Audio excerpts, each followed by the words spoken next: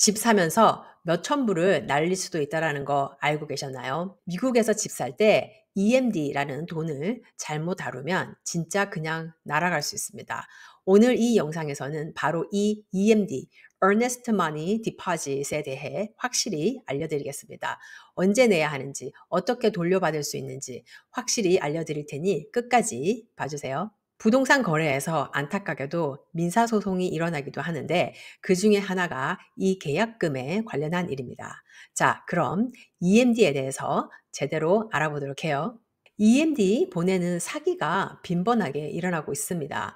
부동산 사기꾼들이 에스크로 회사인 것처럼 해서 가짜 이메일을 보내요. 이 계좌로 돈을 보내라 그러는 거죠. 처음 집을 사는 바이어는 아무 의심도 없이 이게 에스크로 회사에서 온 이메일이구나 생각하고 그 이메일에 있는 계좌번호로 돈을 보냅니다. 하지만 그건 사기꾼의 가짜 에스크로 어카운트예요. 한마디로 유령 에스크로 계좌 정보인 거죠. 그러면 그 돈 다 날리는 거예요. 못 찾습니다. EMD 보내기 전에는 꼭 에스크로 회사에 전화를 해서 계좌번호가 맞는지 재차 확인을 하고 돈을 보내시길 바래요. 이렇게 하는 게 그래도 걱정이 되시면 Certified 책이나 머니 오더로 에스크로 회사에 직접 가져다 주셔도 돼요. EMD를 넣고 모든 게 순조롭게 잘 통과가 돼서 클로징이 되면 좋겠지만 그렇지 못할 경우도 있습니다. 그래서 처음에 EMD를 돌려받을 여지를 두려고 오퍼를 넣을 때 컨틴전시를 거는 거예요.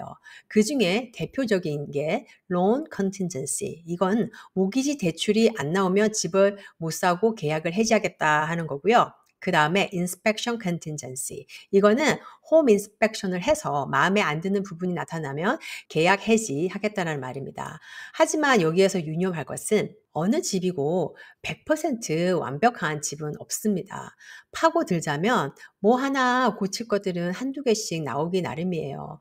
아주 심각한 하자가 아닌 한에는 고치는 비용을 셀러랑 협상하고 거래를 계속 진행할 수 있습니다. 예를 들어 고쳐야 할 것이 한 2,000불 정도 되는데 이걸 셀러가 에스크로 끝나기 전에 고쳐줄래? 아니면 그냥 2,000불 가격 깎아줄래?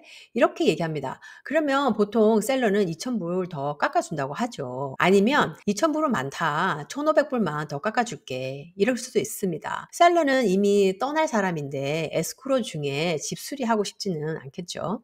간혹가다 홈 인스펙션 기간에는 바이어가 너무 무리하게 가격을 더 깎으려고 하다가 에스크로가 깨지는 경우가 있습니다. 저에게 실제 있었던 일인데요. 제가 리스팅 에이전트를 할 때였어요.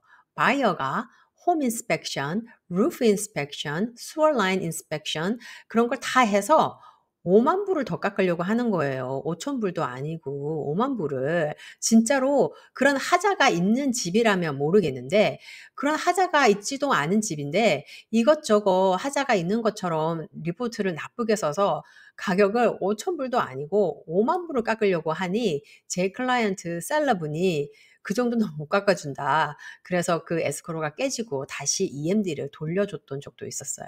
그리고 인스펙션 컨틴전시 기간 중에 이 집을 낮에도 가보고 밤에도 가보고 출퇴근 시간에도 가보고 다른 시간대에 여러 번 가보세요. 낮에 못 본 게 밤에 보일 수도 있고요. 예를 들어 이웃집 개가 너무 짖는다든지 처음에 이 집이 너무 마음에 들어서 오퍼를 넣었는데 계속 보다 보니 처음 좋았던 마음은 없어지고 계속 안 좋은 점만 눈에 보이는 집들도 있습니다. 그래서 계속 망설여진다면 이 inspection contingency 안에 계약 파기하셔도 됩니다. 그리고 다른 contingency 중에 appraisal contingency라는 게 있는데요. 이게 뭐냐면 은행에서 론을 주기 전에 과연 이 집이 이만큼의 돈을 빌려줘도 될 만한 가치가 있는 집인가 하고 감정사를 보냅니다. 만일에 이 집이 150만 불에 계약이 됐다면 감정가가 150만 불이 나와야겠죠. 그 이상 높게 나오는 건 아무 문제가 없습니다. 하지만 감정가가 145만 불에 나올 수도 있어요. 그러면 이 경우에는 두 가지 초이스가 있습니다.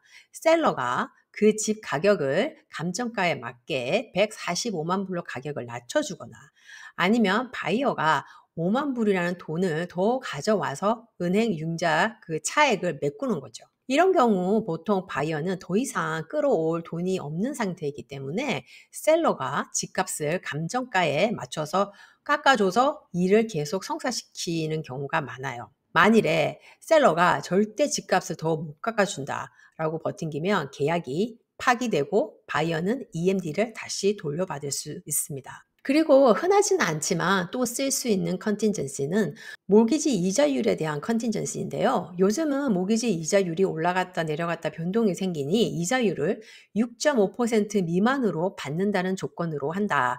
이런 것도 할 수 있습니다. 어떻게 보면 론 컨틴전시랑 비슷한 내용이기 때문에 잘 쓰이지는 않는데요. 3년 전처럼 3.5% 이자율에서 갑자기 한 달 사이에 7%로 올라가 버렸을 때는 그때 썼으면 아주 유용한 컨틴전시였겠죠. 그리고 요즘에 생각해 보셔야 할 컨틴전시 중에 하나가 홈 인슈런스 컨틴전시예요. 남가주의 산불 문제, 홈 인슈런스 상승 때문에 말도 많고 탈도 많죠. 특히나 산간 지역 이나 산 쪽에 very high fire hazard가 있는 집을 사시는 분들은 집 보험금이 상상 이상으로 나올 수도 있습니다. 아니면 아예 집 보험 자체를 안 들어줄 수도 있어요. 그래서 예를 들어 집 보험금이 1년에 3,000불 미만으로 나온다는 조건 하에 이 집을 산다라는 컨틴전시를 걸 수 있습니다. 에스크로 기간 중에 집 보험을 알아보는데 1년 보험금이 10,000불이 나온다든가 아니면 아예 집 보험 자체를 안 들어준다든가 하면 아주 낭패잖아요. 근데 이것도 론 컨틴전시랑 일맥상통한 얘기이긴 합니다. 왜냐하면 집 보험을 못 들게 되면 론 자체가 안 나오거든요. 집 화재 보험이 없으면 은행에서 론을 해주질 않아요. 만일에 현금으로 집을 구매하시는 분은 이 홈 인슈런스 컨틴전시를 쓰시는 게 좋아요. 살려고 하는 집이 화재가 빈번하게 났던 곳이라면 화재 보험금이 1년에 4,000불 미만, 5,000불 미만일 경우에만 산다. 이런 조건을 거는 거죠. 그 이상 화재 보험금이 나오면 난 이 집을 못 산다. 라고 하는 조건을 걸 수가 있어요. 그리고 EMD를 돌려받기 위해서는 이 컨틴전시 기간 안에 계약을 해지하셔야 됩니다.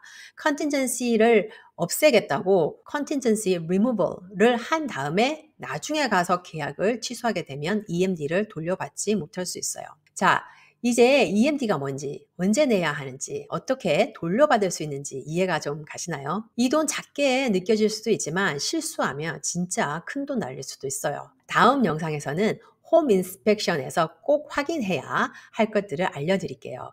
좋아요와 구독 누르시면 집 사는 실전에서 꼭 필요한 많은 팁을 얻어가실 수 있습니다. 그리고 질문 있으면 댓글로 남겨주세요. 제가 다 읽고 답해드리도록 하겠습니다. 그럼 다음 영상에서 뵐게요. 감사합니다.